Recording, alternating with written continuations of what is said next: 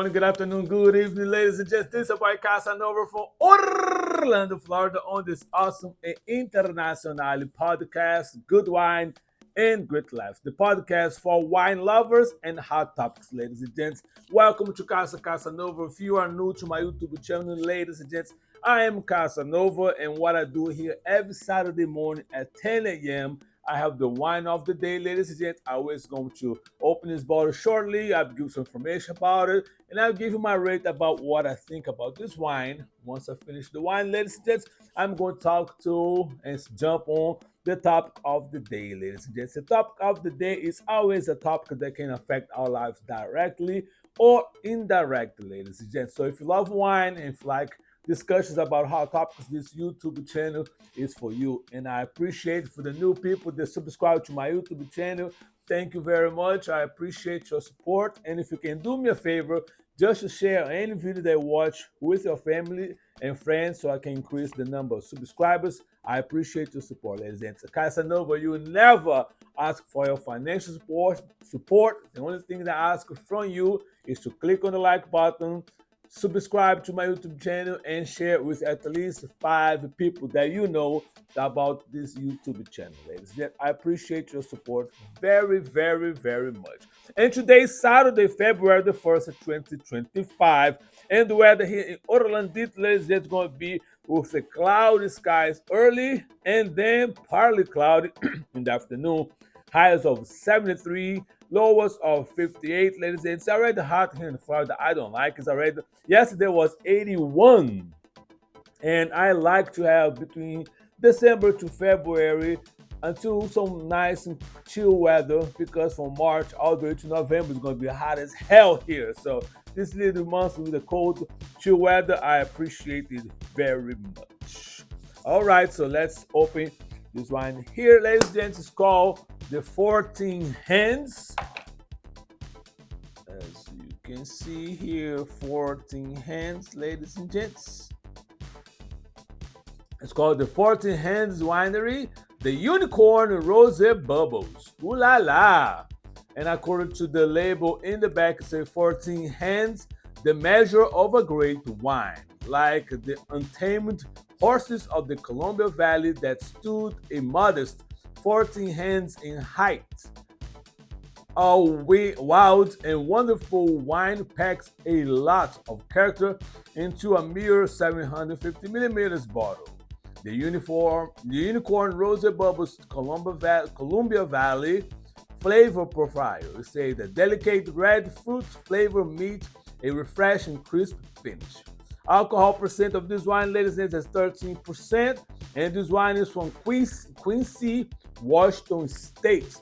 And the picture of this wine is going to be available on all my social medias described right here, ladies and gents. So if you like what you hear and you want to try this wine, feel free to go to any of my social medias over here, including LinkedIn, and you're going to see a nice picture of this wine bottle. If you like to take that picture and go to the local wine store, go ahead and feel free. Once again, like I say, I do not get any sponsorship for any wine company, ladies and all the wines I present here, I purchase. I take my time, go to the wine store. Sometimes I walk around and try to find a new wine that I never had, and the wine is going to be new for myself, of course, and for you guys that are watching my YouTube channel. So let me see. And this one does not have a cork, it's just a twist over here. And put it on the decanter.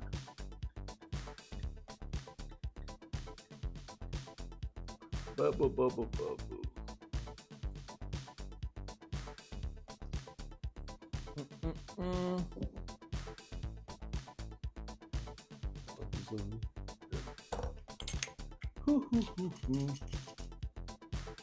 There are 14 hands. Ooh. Let me see what this 14 hand is all about.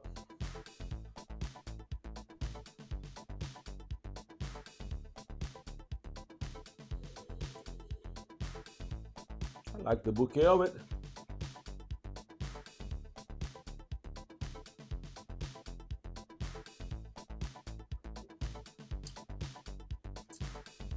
Ladies and gents, 14 hands, the unicorn is the shit.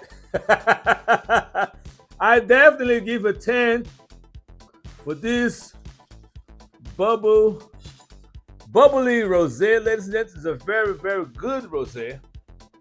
Definitely recommend it. Definitely we're gonna keep this wine on my wine collection, and I definitely give a 10 for this one. So if you like rosé, with a little bit of bubbles, you're gonna love the 14 hands unicorn, ladies and gents. So, excuse me, let's jump on the topic of the day. Today is season 10, episode 5, and the topic of the day, as you saw on the thumbnail, is we try to tell you, MAGA, but you do not listen. Now, take it like a champ. I want to give credit, first of all, to CNN, the Damage Report, Democracy Now!, and Hot 97 YouTube channel. Ladies and gents, all the 4 videos that I'm going to play for you guys while I keep drinking this wine is going to be related to this topic. So buckle up and let's watch this video, because like I always do, at the end of these videos, I'll give you my 2 cents about what is on my mind. So it is showtime.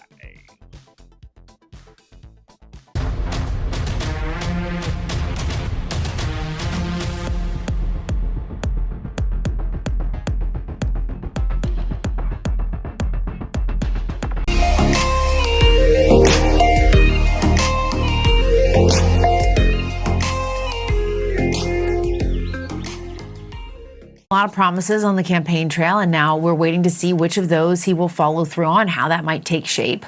One target in his sight is the education department, which he has pledged to eliminate early on in his administration. And as CNN's Kyung Law reports, it could actually hurt most the areas that voted for Trump.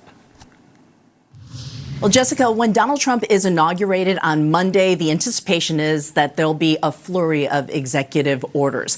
Now, one of the priorities that he has said in his campaign is to eliminate the Department of Education. If that means that federal funding will disappear for some of the school districts, the voters he'd be hurting the most are some of the ones who are the most vulnerable in this country and the ones who supported him the most. Good morning, all you Bulldogs. It is a great day to be a Bulldog. Bell County, Kentucky. Almost 80% of our students are underprivileged. What kind of poverty are you talking about with some of these kids? You're going to create your own. I would be confident in saying that when they leave on Friday, they may not eat again until Monday. For School Superintendent Tom Gambrill, funding is more than just books. When coal mining was basically eliminated in our area, we've been losing population. When you lose students, you lose funding. The elementary and middle school principal is Jennifer Blankenship. Remember, boys and girls, I love you, I believe in you, and I've got your back. You are acutely aware of money. Oh, acutely aware of it. Do you have to be acutely aware? You do. Every year of her 28 years as an educator here, Blankenship fought for every dollar for her kids. How much of this room is funded? The entire room.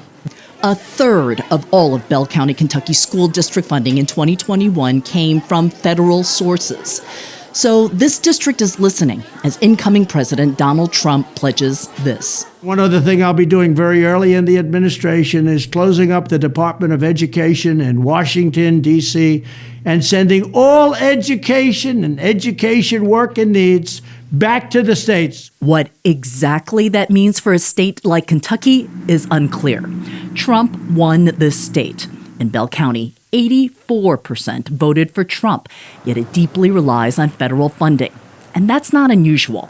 A CNN analysis found the 15 states that most rely on federal funding for its public schools in 2022 all voted for Trump. And I voted for President Trump. I mean, you're an educator. You didn't vote for Trump eliminating federal funds. No, I did not vote for that. I voted for President Trump to make America first again and to improve our lives. Do you believe that he would cut funding for this county? I want to say in my heart, absolutely not. I do not think that's what the voters want. If we had federal cuts, then that's going to mean bigger classroom sizes.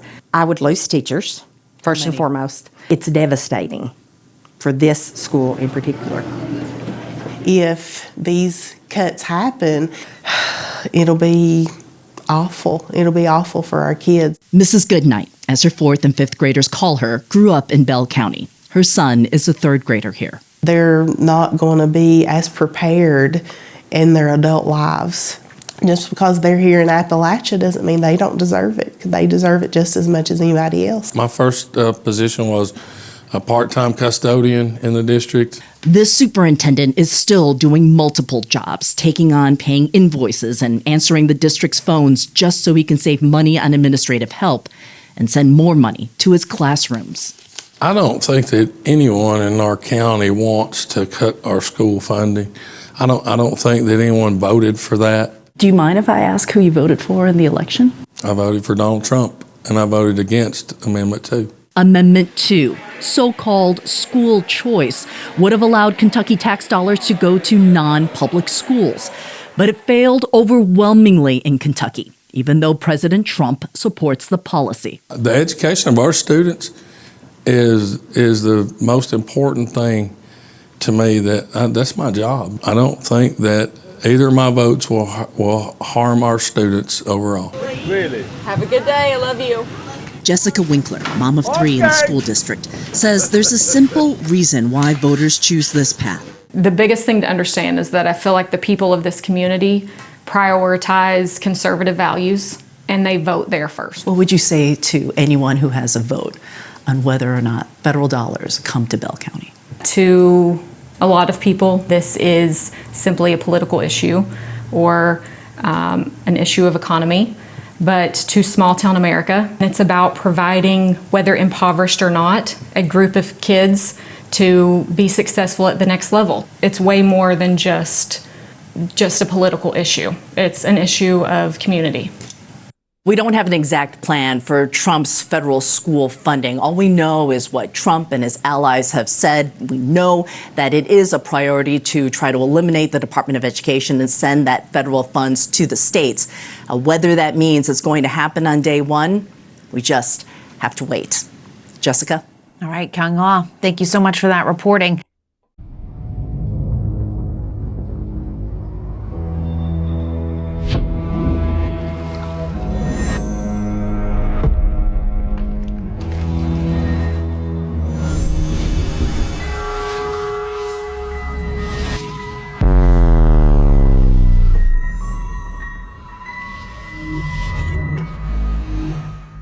Trump, in his flurry of executive orders, rescinded an order signed by Joe Biden that aimed to develop programs to lower prescription drug prices in the United States, where residents pay obviously many, in some cases, many hundreds of times more for prescription medication than people do just over the border in Canada, let alone in Europe and other countries. And so this is Executive Order 14087. That's what they're scrapping. This set up pilot programs by the Center for Medicare and Medicaid Innovation to offer generic medications for a $2 copay to Medicare Part D recipients, and it cut a couple of other things too. So they were going to try to improve access to high-cost therapies for like cell and gene therapy, accelerating clinical evidence models to try to develop new drugs that could be had for low prices, and they killed this. Now, if you're a voter for Trump, and you will ever hear about this, and 99.9% of you won't, because Fox obviously is not going to mention this, they're the distraction that stops you from knowing the substantive things that Donald Trump is doing. You should know that Reuters reported just last week that Big Pharma's lobbyists were pushing for an end to all of these price negotiation provisions and cost-cutting measures and requirements that drugs be offered for lowered prices. And so the desires and the incentives are super clear here. Working people want cheap drugs. Trump voters said, we want prices down. Now, on the other hand, Big Pharma wants big profits, and Trump went with them. That's what this is about. He does not want the government to work towards, let alone mandate, affordable prescription medication. And so that's what he did. He gave a big old middle finger to desperate Americans, because that is what he will always do when the machine demands a return on their investment in him. Donald Trump might be worth $2 billion, it might be worth $30 billion as a result of his crypto thing or whatever. He is still owned by the machine that controls America, and this is the return, okay? They said they want cheaper prices. He is literally killing the Biden thing that lowered prices for these drugs. Tens of millions of Americans potentially will pay more for medications now because of Donald Trump's tireless efforts to improve profits for Big Pharma. But he will maybe try to prosecute Fauci, or at least he said he would. So, balance those things. Maybe he's a critic of Big Pharma, even though he delivers money for them. What do you think, Brett? I think it's amazing. He didn't have to kill it. There's no reason to. So other than to deliver for them. Yeah, that's all it was. Or he wants credit for whatever he tries to put in its place, which is probably going to be worse. But probably why not do that? It's a lot of that. Like, orders. It's a lot of here. Can you give me your money and I'll give you something shiny that's worth way less than your money? It's the switcheroo, and that's what Trump does. I'm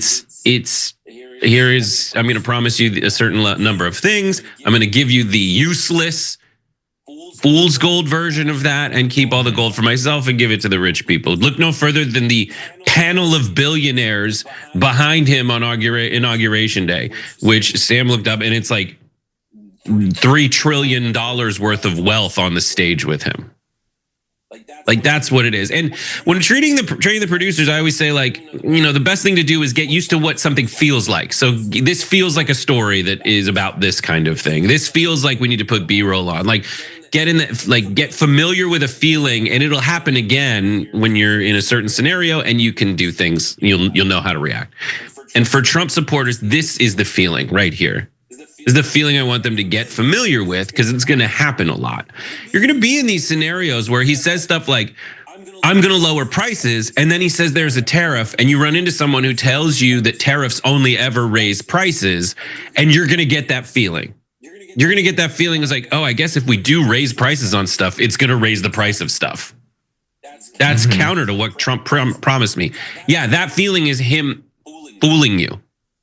With this, it's like Trump says he's going to bring down the prices of prescription drugs, and he undoes something that takes down the price of prescription drugs. That's that feeling again. Wait, this does get used to it, because that's what he does. That's his whole thing. And how do I know? Because we did it before. We already did a whole Trump administration where he promised a lot. He delivered this stuff that's not going to affect you. Some of it you really wanted, like getting rid of Roe versus Wade. That's not going to really affect your life. It's going to affect other people's lives. And meanwhile, all he did was deliver tax cuts for the rich. And you're like, you're right. I did look at my refund. I don't have one this year. Yeah. Because he raised taxes on me and cut them on the rich. That's that feeling. You're going to get used to it, and it's going to make you feel miserable. Yeah, and you might not be able to take the medication anymore. Maybe. If you run out of the ambrosia that he's trying to feed you or whatever. But on the other hand, the maybe couple dozen trans athletes in the country won't be able to play the sports they want.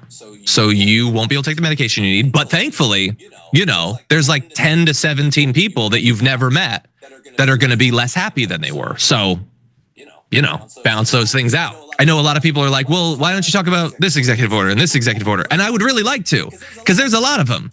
He withdrew from the World Health Organization. He did a hiring freeze, specifically singling out the IRS, because the rich don't want the IRS to have enough people to do their job. So that's what he's focusing on. He pulled us out of the Paris Climate Accords. He started up offshore drilling. He kneecapped American automakers' ability to compete with Chinese EVs. And the issue is that we know that he's planning to flood us with crap, but that's what he's doing.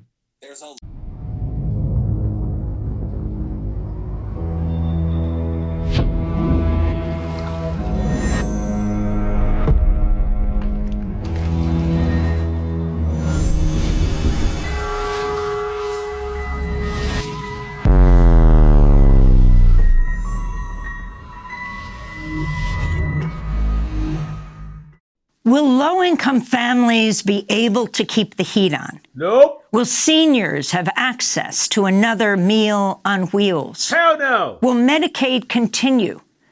Absolutely Will low-income not. children get breakfasts or lunches at school? Will children be able to go to Head Start? Of course not. These questions are still on the table, even after a federal judge in Washington, D.C. temporarily halted a radical plan that President Trump announced Tuesday to freeze trillions of dollars in federal grants and loans, even though the money's already been appropriated by Congress. A U.S. district judge said Tuesday she would decide by next week whether to make the injunction permanent. The ruling came after several nonprofits and attorneys general from 22 states filed lawsuits arguing the order would have a devastating impact on hundreds of thousands, if not millions, of recipients who rely on federal grants and loans for their operations. At the White House, Trump's new press secretary, Carolyn Leavitt, defended his unprecedented actions. It means no more funding for illegal DEI programs. It means no more funding for the Green New scam that has cost American taxpayers tens of billions of dollars. It means no more funding for transgenderism and wokeness across our federal bureaucracy and agencies. As Trump's federal spending freeze briefly took effect Tuesday, Medicaid reimbursement portals went down in all 50 states, cutting off compensation to hospitals and clinics that provide health care to children, low-income families, and people with disabilities. Washington Democratic Senator Patty Murray called Trump's executive order a brazen and illegal move. Maine Independent Senator Angus King said, quote, "If this stands, then Congress may as well adjourn." Vermont Independent Senator Bernie Sanders declared of Trump he is not a king. Senate Democratic leader Chuck Schumer said Trump's actions would likely impact universities, nonprofits, food assistance programs, hospitals, rural health centers, groups that assist disabled veterans, and much more. This decision is lawless, it's destructive, it's dangerous, it's cruel, it's illegal, and it's unconstitutional. Donald Trump has done a lot of bad things in the last week, but nothing's worse than this. House Democrats are having an emergency meeting today. Meanwhile, during an interview with Trump's deputy chief of staff for policy, Stephen Miller, CNN's Jake Tapper asked if the federal funding freeze would impact free school lunches. Miller responded with this point instead. I want to really drill down on this, Jake, because it's so important. There's 2 million employees in the federal government. Overwhelmingly, the career federal service in this country is far left wing. The American people. I don't know that to be a fact. Well, I'll give you a great example. We looked at USAID as an example. That's 98% of the workforce either donated to Kamala Harris or another left-wing candidate. That, in fact, is not true. Sam Bagenstos is a law professor at the University of Michigan. He served as general counsel to the Office of Management and Budget under the Biden administration from 2021 to 2022 and as general counsel to the Health and Human Services Department until last December. He joins us now from Ann Arbor, Michigan. Well, why don't you start off, Professor Bagenstos, just responding to what has happened in the last 24 hours?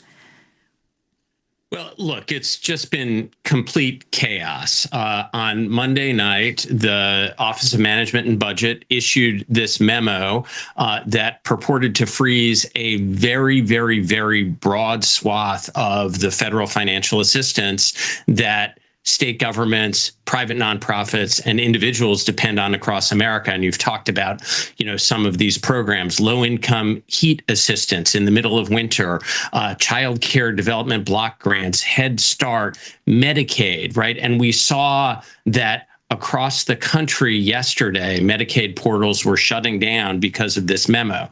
Now, the administration has been backpedaling and trying to set itself up to, to be in a position where they look better about this. So they've said over the last 24 hours, oh, no, we didn't mean this, we didn't mean that. But we still have an incredible amount of uncertainty about whether people can get the benefits that they rely on and whether nonprofits that serve the community are going to be able to actually pay their bills because they're not going to get the money that they've been counting on. And this is money that Congress appropriated. Congress passed a law, the president signed it, and now Donald Trump says, look, I don't necessarily agree with the law, so I don't want to follow it. That is just completely illegal and with really devastating potential consequences for people. But isn't this also Trump basically trying to test what the courts, the federal courts, will allow him to do, and as he tries to grab more and more executive power? Oh, I think absolutely right. I mean, this is an example. President Trump, his new nominee for the Office of Management and Budget, Russ Vought, who is the brains behind this kind of thing, even if he's not in office yet, what they want to do is challenge all of the limitations that have been placed on the president's power since the Nixon administration, since after Watergate. And in particular, they want to challenge the constitutionality of this law, the Impoundment Control Act, which is a law that just sets forth a basic constitutional principle, which is Congress, which represents the people, passes laws that decide how to spend the money. And, if the president disagrees, the president can veto the law. But once a law is enacted, the president has to follow it. President Nixon tried to violate that principle. And so Congress, after Watergate, passed this law to say, no, no, no, no, no. It's the people's house. It is Congress that has the power of the purse. And for years now, Trump and Russ Vought have been trying to challenge the Impoundment Control Act. They want to get a constitutional challenge to this law into the Supreme Court. They think with a very conservative court that has delivered Donald Trump some signature wins and that likes executive power when Republicans are president, they think they have a good chance of winning. I think they may be a bit overconfident, but, I certainly understand the record that Donald Trump has had and Republican presidents have had with this court. And could you specify a little bit more what the Impoundment Control Act, what are its provisions in there, like a 45-day period during which Congress can act? Yeah, I mean, so what the law says, again, is what it's trying to do is just enforce this basic constitutional principle that Congress is the one that decides how to spend our money. When Congress passes a law and the president signs it, a new president doesn't get to come in and say, I disagree with the policy, so I'm not going to follow it. So what the law does is a couple of things. One is it says there are only certain circumstances when a president can delay spending funds. And those circumstances very clearly and intentionally don't include disagreement with the policy reflected in a law passed by Congress, which is exactly what Trump and his OMB were trying to do with this memo. It said, however, if you think, President, that there is some, improper decision made by Congress about how to spend money, we have a process for you, which is write out very clearly what are the specific expenditures that you think are improper, that, shouldn't be followed as a matter of policy. Explain why, send that to Congress, and you can have 45 days while Congress is considering that. You can have 45 days of pausing the spending. Now, Trump didn't want to do that because that gives too much power to Congress. What he wants to do is unilaterally decide just on his own, I disagree with the law, I don't want to follow it. But the process created in the Impoundment Control Act respects the ability of the president to come in and say, look, I want to make my case that we should be spending our money differently, but it also ultimately respects the power of Congress elected by people around the country to decide how to spend our money and to pass our laws. And if that law is challenged successfully, then one more of the restraints on executive power that we have tried to build up to challenge this imperial presidency will fall away. I want to ask you more about Russ Vought. They've put off the vote, but it looks like he will be approved as head of the OMB. And talk about the Project 2025, his role in that, and this latest article that talks about the metadata in the memo that was released by OMB, showing that federal employees were written by people with ties to Project 2025. Ladies and gentlemen, let me pause this video very quick. Do you remember during the campaign rallies that Trump specifically say, I don't know anything about Project 25, never heard about it, I don't know what it is. And everything as far as executive orders are concerned, this man is following to the dot. So everything that he's doing right now is what Project 2025 posted and listed on the book, the 900 pages that we discussed before election. For the record, continuing. Yeah, I mean, I think this is really fascinating because, of course, we heard throughout the campaign, right, the Trump campaign distancing itself from Project 2025. Oh, that wasn't us. That was a bunch of people operating on their own. Well, we know that Russ Vought, who has been nominated to have a central position in the White House as head of the Office of Management and Budget, was absolutely at the center of drafting and producing Project 2025. We have seen over the past week plus that Trump has been in office for his second term, we have seen one after another of the Project 2025 proposals going into effect in his executive orders and executive actions from his administration. And the metadata point that you raise is just fascinating. When you look at the documents that have been produced, the executive orders and other executive statements that are supposedly documents produced by the Trump administration, and you see, you go in and you see who actually wrote them.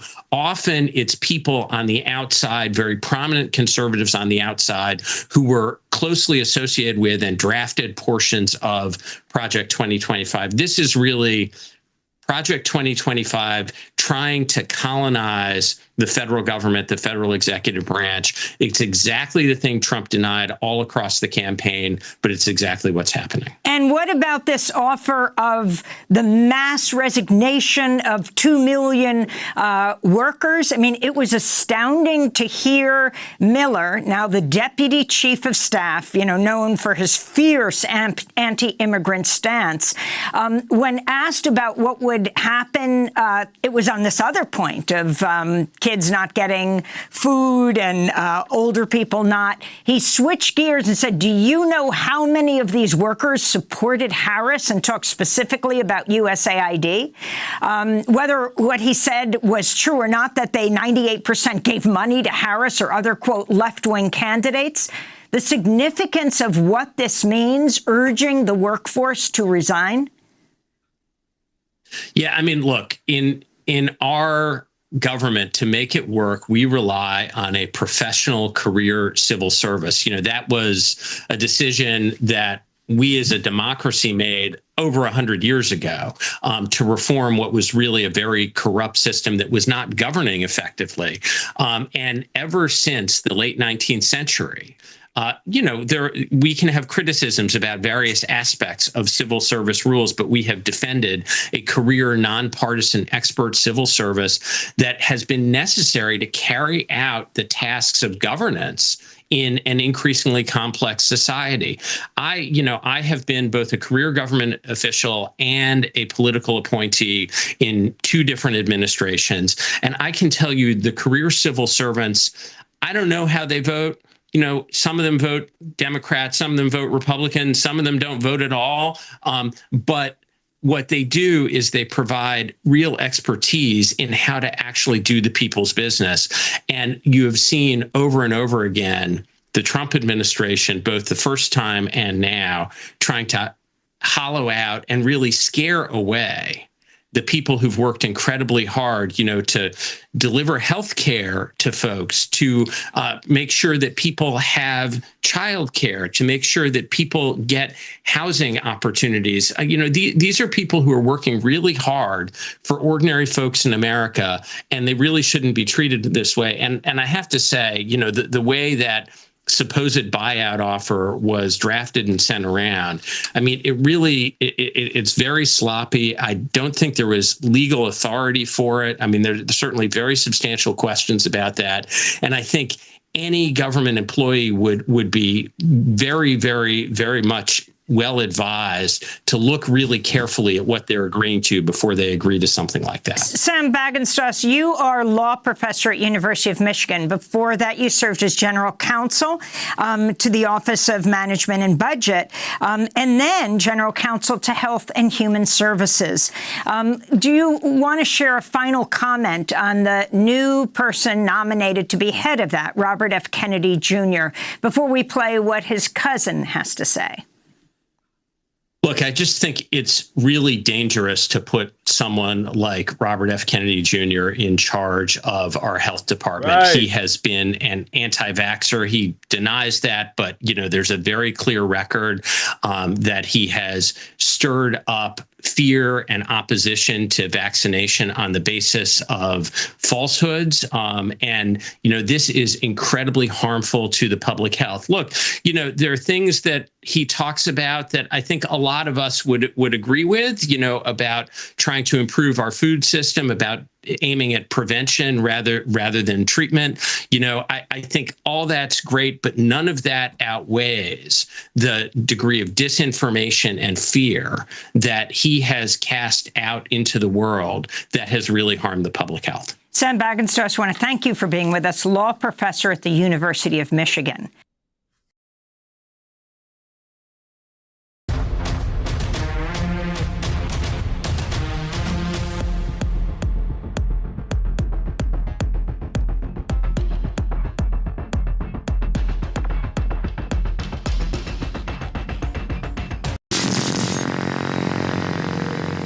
And I'd be lying to you if I said I hated to be the "I told you so" guy, because I don't hate that.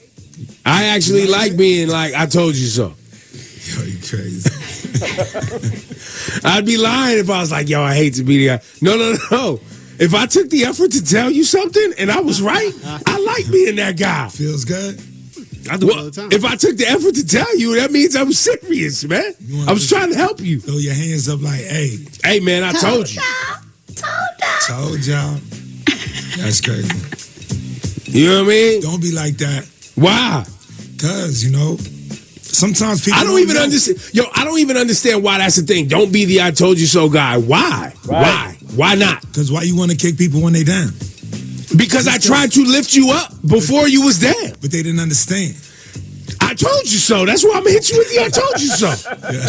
I don't understand why this is a bad thing. They didn't want to understand. Yeah, they didn't want to. It didn't click somehow. So now they feel the effects, and you like, told y'all. Oh my God. I still don't understand why that's bad. It's not computing. Well, it's not good. You know what I'm saying? Man, well, no. Bad, but it's not good. Right, because what I told you was going to happen wasn't good either. I mean, this is true. So wait for it, which is why we told you. Because we wanted you to be prepared. And we wanted you to avert and go the other way. So you want to just hit them with the butt? Yes. Congratulations, you played yourself. And it's well deserved. It's clean. That's clean. It's well deserved. Like it's. We can talk about it. Even over the weekend, I saw a few Latino women going viral. Latino women that voted for Trump pleading. And one specifically made me so angry. She was pleading to the black community, hey, one day you'll need us. Stop, kicking us when. What are you saying? What are you saying? It's one day you'll need us. I cannot even believe how stupid people are. Like, you voted for this man. Everybody told you what he was going to do. Black folks told you what he was going to do. He told you what he was going to do. Yo, and now you're crying about it? How about this, Laura? We asked you to be with us during the election. Right. So there was an opportunity just a few weeks ago for us to be unified in making sure what's happening right now didn't happen. But y'all thought black people was playing. Y'all thought black people just bring up race too much. Y'all came to this country thinking, oh, black people are lazy. Congratulations. No. You played yourself. We've been telling y'all, they don't want you to be successful if you're not white. They and you want hate other Latinos, okay, because you rather align yourself with white supremacy than to look in the mirror and to see, like, your grandmother was that person. Your great-grandmother was that person. Your great-great-great-grandfather was that person. But just give everyone the Bible. It's just, You played yourself. Yo, man, white supremacy is a trick. It's tricky. It's sad. It gets them. It's tricky to rock around, They've been doing it for a long time. Nah, they mastered it. They mastered it. They mastered it. On some bread. Nah, they've been practicing. They run it up. Yeah. And they'll lie to your face. They'll tell you that Elon Musk didn't sig heil all in your mouth and all in your face. Your eyes are deceiving you. Yeah, you didn't see what you didn't see what you saw. And then they'll roll his dad out and be like, his dad will be like, no, I was doing this in South Africa. You go to South Africa, South Africa's like, yeah, nah, we're not playing with them. We're not playing with them. And then by the way, right after he sig heils in your face, he goes and sits down with the far right in Germany. Yeah. And there's, the far right extreme white nationalist, white supremacist movement is catching steam in Europe. But nah, everybody just keeps bringing up race, and if you want it to go away, you'll just stop bringing it up. Hit the button, bro. Congratulations, you played yourself. Yo, and I waited all last week for some Jewish organization and Jewish people to jump up. All we got was Rosenberg and his brother talking about y'all made Kyrie and Nick Cannon and Kanye West go to Hebrew school for their thoughts. But you let Elon Musk sig heil all in your face. Wow. And the Anti-Defamation League came out and said, be patient with him.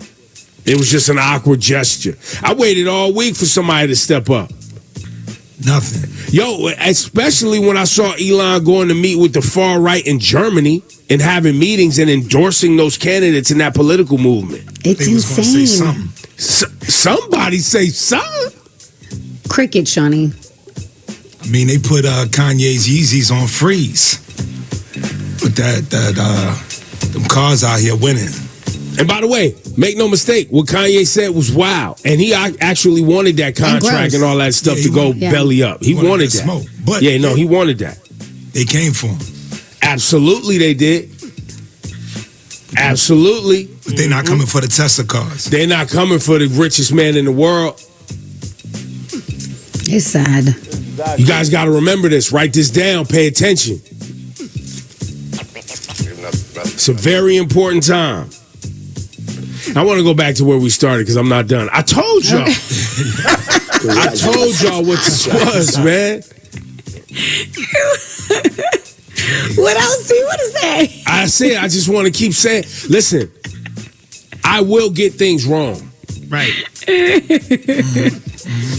But in an effort to be aware, we will get things wrong.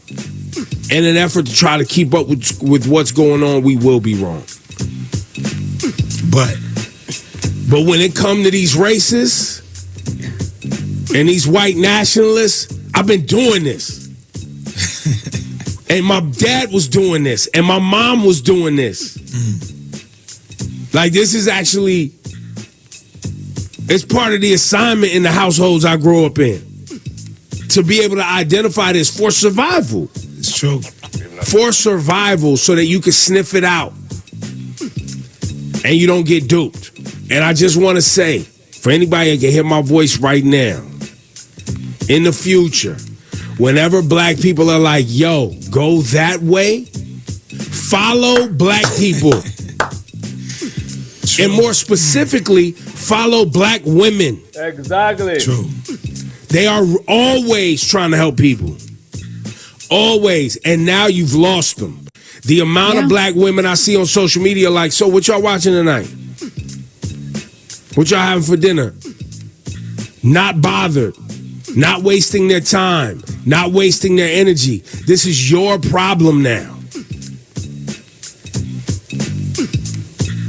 We've been dealing with these crackers a long time. Stop coming to this country just thinking black people are lazy. You get the button for that. Congratulations, you played yourself. We have survived all the tricks and traps. Literally all of them. With your dumb asses jumping on social media like, yo, is this real? Like, I can't believe. Da-da-da-da. Believe it. And it's just, by the way, it's only been a week. I know. Right. We're just getting started. 1 week. Yo, they don't even investigate civil rights violations right now. It's all on pause, which means that somebody can literally walk up to you at your job in this moment, right now, today, and be like, yo, we never liked you anyway. Get your black ass out of here. And who are you going to call?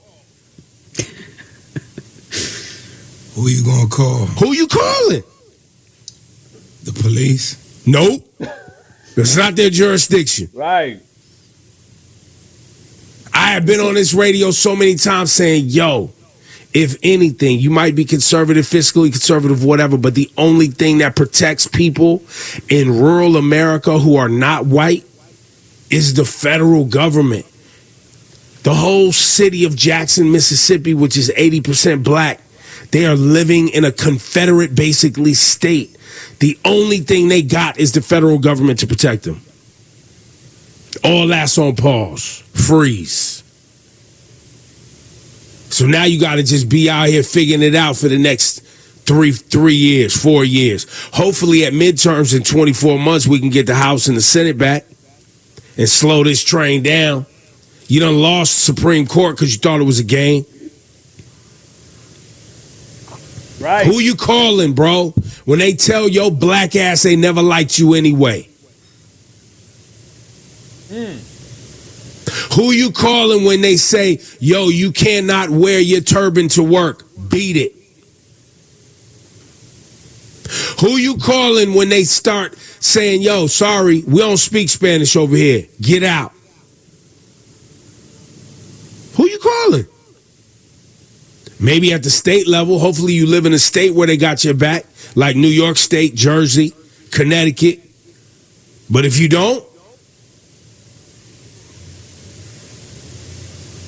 man, hit the button one more time, bro. Congratulations. That's all you could do. You played yourself. Yo, man, black people try to tell y'all not to play with these crackers, man.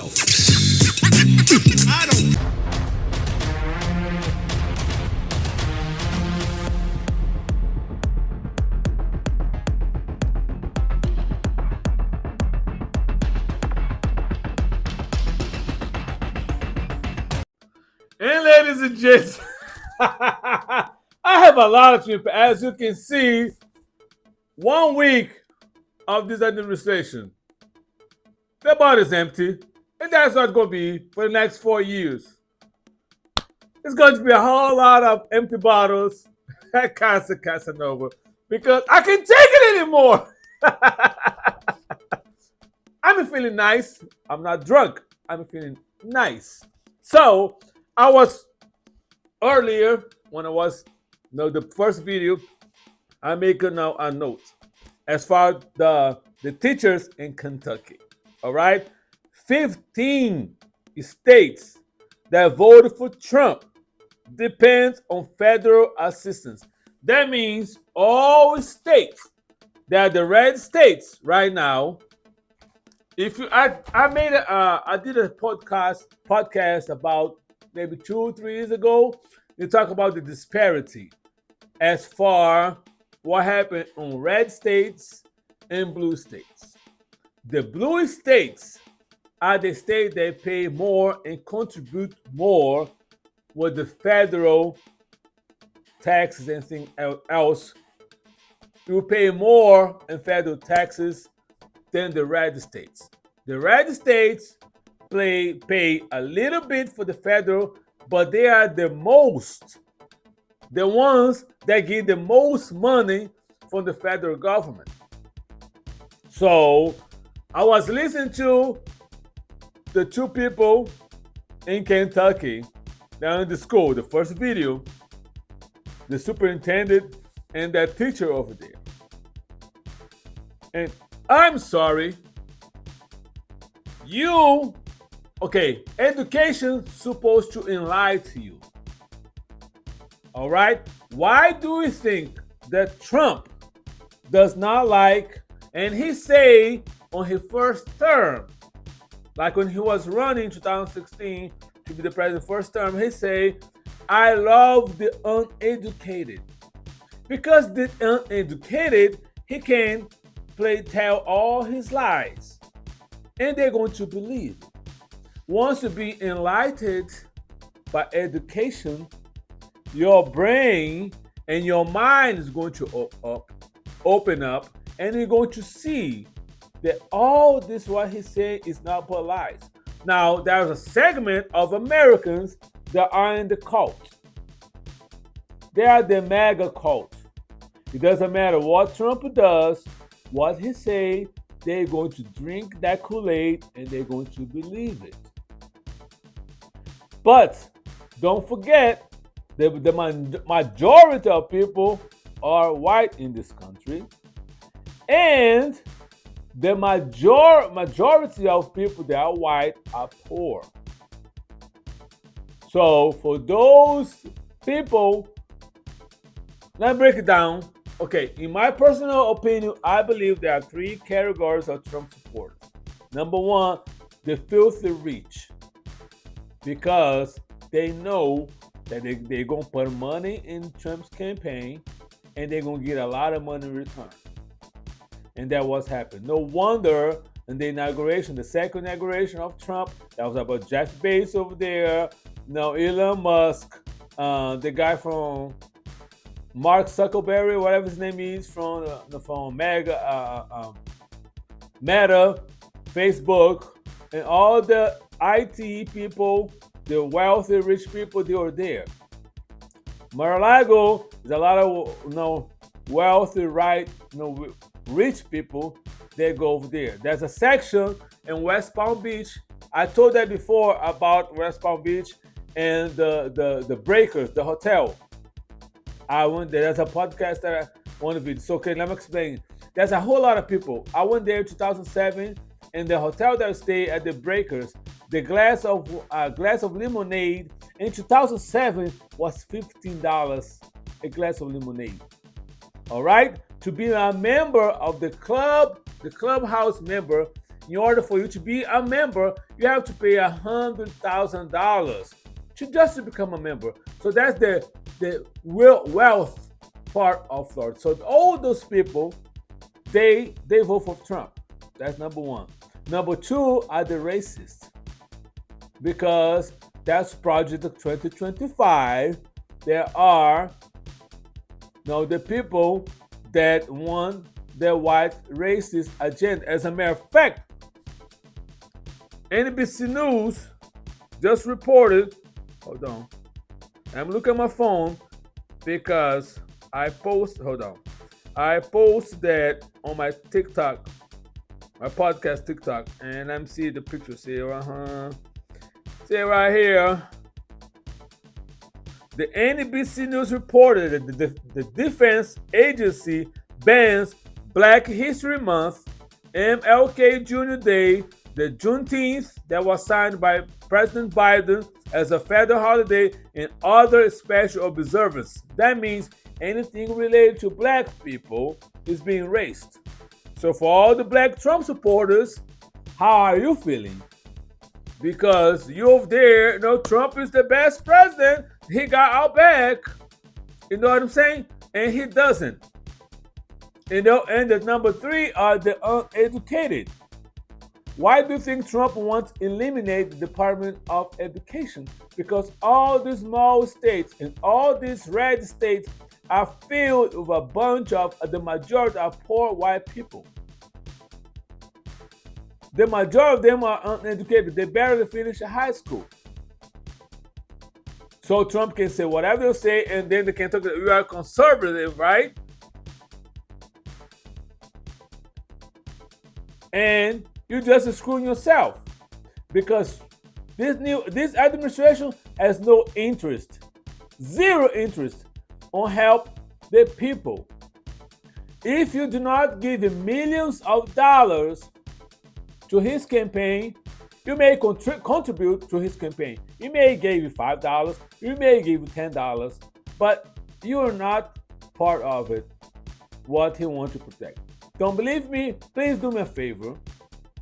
If you're poor white and you believe in Trump's lies, go to Mar-a-Lago. Catch your transportation, ride whatever, go to Mar-a-Lago and say, I want to talk to Trump because I vote for him. Let me see if you're going to get your white ass in that place. You're not. Because you're not part of his circle. And for those people that believe that Trump is not a racist, it's right there. I just read of it. He's everything about his administration about Project 2025. He wants to dismantle the government. He doesn't want to help it. So like I say, all these people now be bamboozled. And a message that I have to all other minorities, because one was the breakdown of elections, the only minority group that stayed strong voting for Kamala Harris was black people. And number one on inside the black people was black women. Now, we do have a few black people that will drink the Trump Kool-Aid thinking that he was going to give us a... Gotta drink something right now. Another extreme check. And like I said, you guys have a very, very short memory. Because that check that you got during COVID was not given by Trump. That money was already allocated by Congress. And at that time, who has the majority of Congress, who was in charge of the Congress, were the Democrats. So unfortunately, a lot of you guys have a short memory, or you guys are dumb as a rock. Sorry to say it, but this is the truth. Now, if you're part of the cult, you're not gonna like what I'm saying right now. And this podcast is about hot topics and serious business, because this is the first week of his administration. You have another 4 years. It's gonna be 4 years of this nonsense. Now, something happened on this weekend about the crash of the plane, a commercial plane, and a military helicopter. I may talk about this next Saturday, but no, because there's a whole lot of things that we need to discuss about that too. But keep going back now to this episode today is because this administration does not care about the average people. So when he say, I told you so, we try to tell you about the nonsense. And for all the other minority, remember the video that I played on the last one? No, the Latinos, the Asians, the Muslims. If you believe on all these lies, you got some issues. You got issues because they don't care about you. Unfortunately, when it comes to the Latin community, there are a lot of white Latinos that they believe and they want to be part of being white, but they don't care about you. And now they are learning the reality that a lot of the Cubans, the Venezuelans, they are learning they are being deported. All the privilege and the benefits that they have for years, they was given them by Democrats, but they want to support the Republicans and Trump. Now they're waking up to the reality. So it's simply ridiculous. So, and some idiots that think, oh no, like I say, Trump is gonna give me a stimulus check. So you're not gonna get jack. You think because, and then another thing for you to compromise the stake of how serious it is for you to get another $1,000, $600, or $500 check, but you decide to vote for this man. So, and like I said before, anything they have for now, for this first week, for the rest of the next 4 years until 2029, I am not surprised. Because it's going to be a whole lot of shit going on. Over and over and over. And then they talk about it now that there's a war against the DEI because Pete Hucksack, I have a podcast about him being roasted. And now he was there, he was confirmed. And I'm telling you, unfortunately, all these, for as much the Republicans, the Fox News, and Trump want to attack DEI, they talk about unqualified. Look at his cabinet. All these people, they are being, now that was nominated by Trump to be in charge, they are very unqualified people. But unfortunately, we have a bunch of Republicans that has no balls. They took an oath to protect and defend the Constitution, but they are not doing none of that. Because they are a bunch of no balls people. They're afraid of Trump. And they're going to follow the leader. Because that's a cult. That's what it is. It is a cult. They're afraid. They're ballless. Is that what? The ballless? They have no balls. You know what I mean? They're afraid of Trump. And they, yes, master. Yes, mighty leader. You're going to follow what you do. That's not one of the Republicans. If you look at it, as soon as he say Trump won, I forgot his name, but you can Google. One of the Republicans say, oh, they're going to follow everything that Trump say. If Trump say jump high, jump, you're going to ask how high. So you took an oath to protect this Constitution. And then they always did attack about woke. Now, that's the Republican. Now, one thing I learned about the Army is that if you stay alert, you stay alive. Being woke, that means you are paying attention on everything that's going on. And you're going to pay attention and you're going to fight for it because this is going to affect yourself and your life. Now, there are some Trump voters or some Republicans, oh, this does not affect me right now. Before. But now, if you have Granny that has the diabetes and her insulin was $35 during Biden administration, now the insulin is $400. So you complain about the cost of the price of eggs that was $3 for a dozen. Now it's $8, $9, and that was go to TikTok, go to a bunch of videos of people going to Costco and get a lot of a lot of eggs, and now they have to limit the number of eggs, 5 per customer, and now the cost of eggs is going to went up to $25. So everything, the price of gas is going to high, the price of electricity, everything's going high. Now the grocery is going sky high because now they want to eliminate.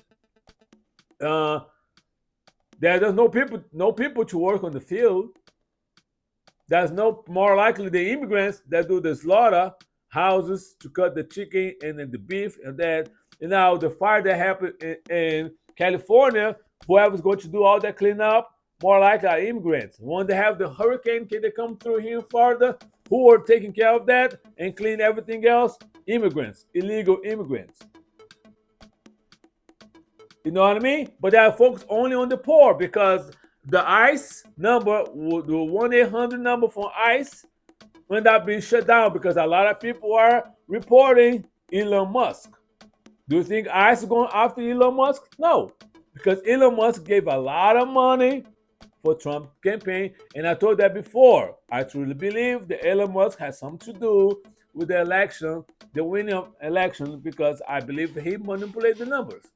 Because I say that, don't believe me? Go to Joe Rogan podcast, because he said that on his podcast, that Elon Musk, now he called Dana White, and Dana White told him that Elon Musk 4 hours before the election result was basically solidified that Trump won. And he left Mar-a-Lago, the party that was there, because he already knew. How do you know that? Huh? I said that before, I'm going to say it again. I'm going to just quote now Cardi B. That sounds suspicious. You know what I'm saying? So, like I say, it's going to be a shit show in the fuck factory. It's going to be worse. And the majority of people that's going to be really slammed is white poor people. Poor white people, they're the one that's going to suffer the most. Because I already know what's coming. Whatever's happening, I'm prepared and I'm going to deal with it. I'm not surprised. But like I say, we try to tell you. But you don't want to listen. So now, I don't want to hear none of this. The people in Kentucky, that when they lose all the funds, because they say, Trump said, let's give it to the states. All the states are poor. They have no money. They depend on the federal government to take care of the schools, the fire departments, the police department. They depend on the federal government assistance. Trump got rid of this because somehow he has to cut some money because a lot of money is going to be going to the wealth rich people. And how they're going to balance that? They're going to cut Medicare, they're going to cut OAN assistance, breakfast for children, and all that. So, do I feel sorry for you? No, I don't. Because we try to tell you. But you do not listen. All right, ladies and gents. That's more than 2 cents. I gave the whole $20 on this topic. The wine bottle is empty. So, that's going to be for now. Oh, it's just too much. I try to live the best that I can. Now, do the best I can do what I got. But it's going to be 4 years of this nonsense. Nothing but nonsense. So please be safe, be kind, and be blessed. And do the best what you can do with what you got. If you like this video, ladies and please do me a favor. Click on the like button, subscribe, share this video with at least 5 to 10 friends, and help me to increase the number of subscribers. I appreciate your support. Salute.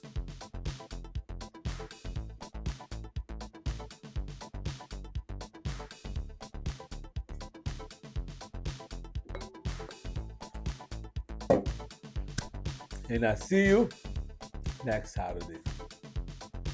Holla!